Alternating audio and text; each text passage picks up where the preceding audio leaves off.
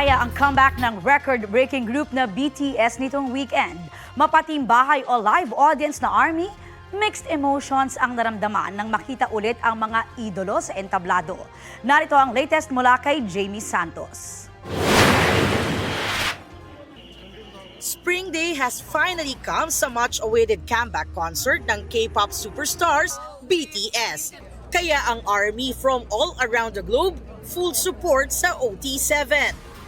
Sina RM, Jin, Suga, J-Hope, Jimin, V at Jungkook na namiss raw ang kanilang fans. Thank you for joining us. It's been a long journey, but now we're finally here!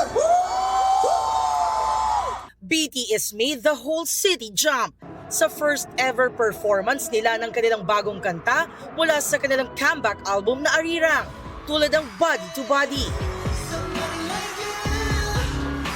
Everything was lit nang kantahin nila ang Faya,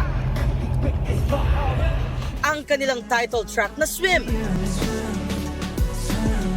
pati ang kanilang iconic songs gaya ng Dynamite at Butter.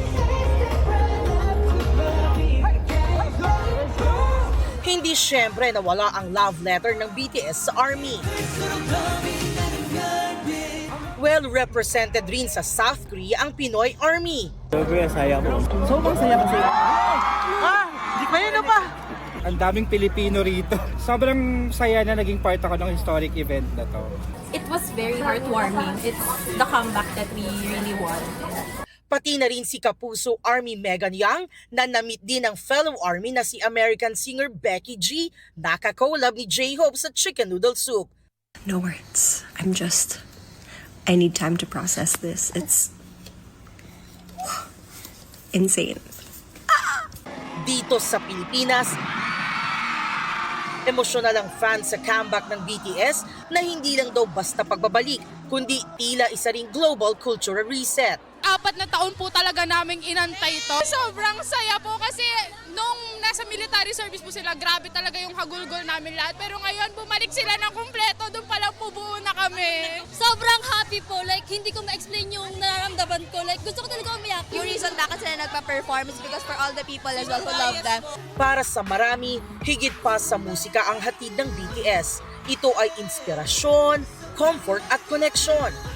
Isa sila sa parang comfort ko. Noong time may depression ako. Grabe po yung iyak ko. Grabe.